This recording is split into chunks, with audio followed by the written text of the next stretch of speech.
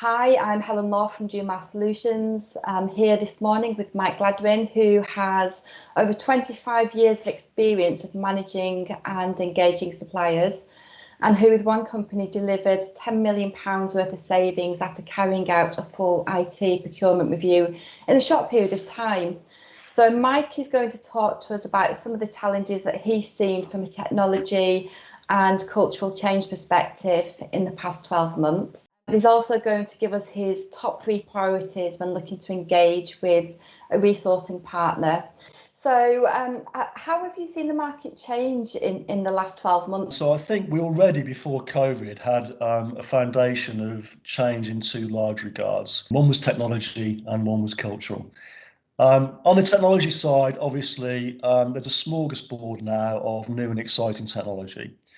Largely that's around 5G, which will make a significant change, blockchain, the Internet of Things, machine learning, augmented reality, low code and no code developments, and on the leading edge, I guess, new for most people would be quantum computing, although that's rather down the line in essence.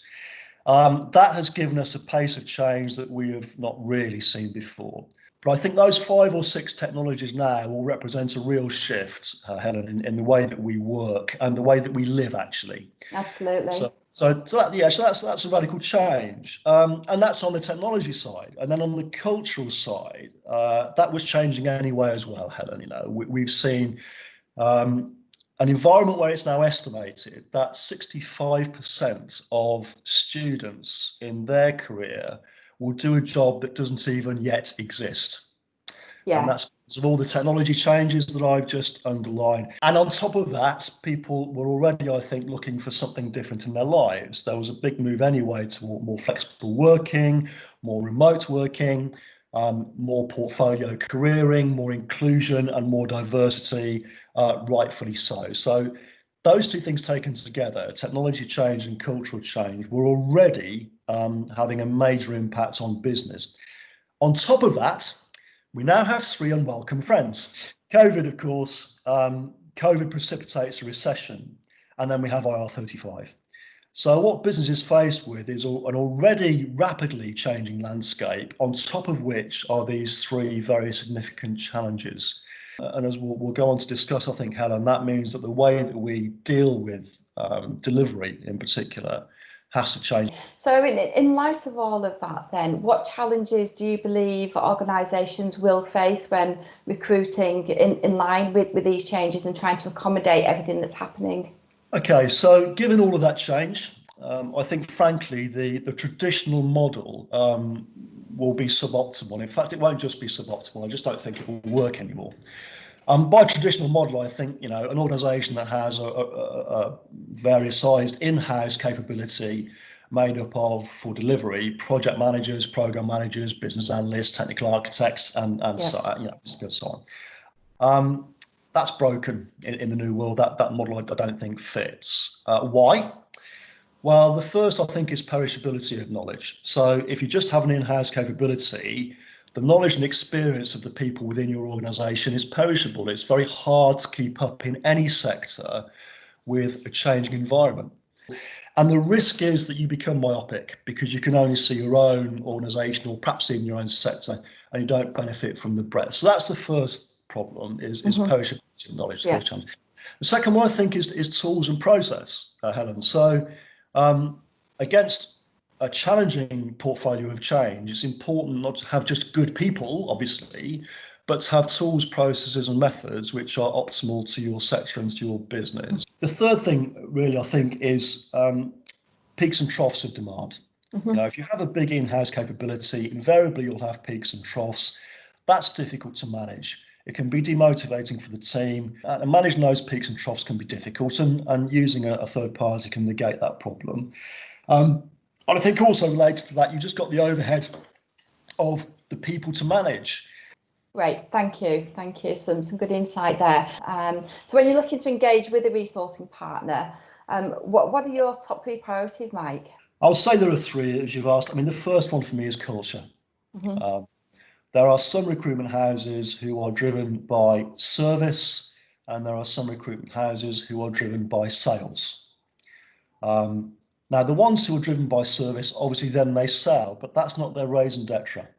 And the ones that you want to engage with culturally are the ones who are driven by service. The second one is capability. So in the same way there are two sorts of recruiter for culture, sales and service driven, there are probably two sorts of recruiter in terms of capability as well. Some are purely and simply providers of people. They body shop people, and some of them do it very well, but they don't have a solutions delivery arm. And given the backdrop of changes that I described a few minutes ago, my guess is that they are not the ones that will thrive, and possibly not the ones that will survive. Because I don't think the future is in body shopping of people, particularly given the R35 changes actually. I think the future is in organisations which have both a recruiting and a solutions delivery capability. And of course, on top of capability, you want good people, good techniques, good tools, good methods, good processes. You want the best of breed. Otherwise, there's no point. That's what you should be looking for in a provider. So the first one is culture. The second one is capability. The third one is contribution. Because you really want your resource hires to have skin in the game, right? You don't really want all of the risk on your side. And what every good buyer is looking for is the V word, it's value. And what value add your provider brings to you and to your organisation. So, I mean, for example, some providers will look at your induction program, they will take it from you, they will reshape it, they will digitalize it, they will put a validation methodology on top of it and give it you back better, cheaper than you've ever had before, and for free, because they work with you. And that's adding real value to your organization. Some will deliver to you research that is sector specific, which is valuable to your organization in terms of roadmaps, in terms of benchmarking and those sorts of things.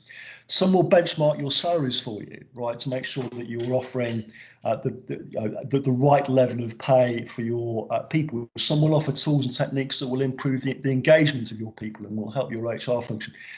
This is all real genuine value add, and it's what you want from a good strategic partner. However, a relationship is two sides, right? And you have to work with partners in the right way. A good start is a statement of works, a discrete deliverable of a piece of work. It's not a great way to work with a strategic partner, because what you really want to do is to bring them in to look at holistically at your entire portfolio, to understand how you're making your investment decisions, what your business strategy is, how you're choosing the projects and programs that you have, what your project delivery life cycle work looks like, how you're measuring and delivering the benefits of those projects and programs. And you may know what you want, but what you probably really want from a good relationship is sometimes to be told no, sometimes to be told perhaps you're wrong, or sometimes to be told there's a better way of doing this. But for a lot of, commodity delivery of work, I think organisations will find it better, cheaper, more effective, and more guaranteed, really, to use recruitment providers, the right ones, in the right way. Great. Well, thank you very much, Mark. I think it has been a market of change, like you mentioned, from both a technology and a cultural perspective. And as you mentioned, there's been coronavirus with the recession. We've got IR35 that's looming in April again next year. So I think some really good insight and some golden nuggets there.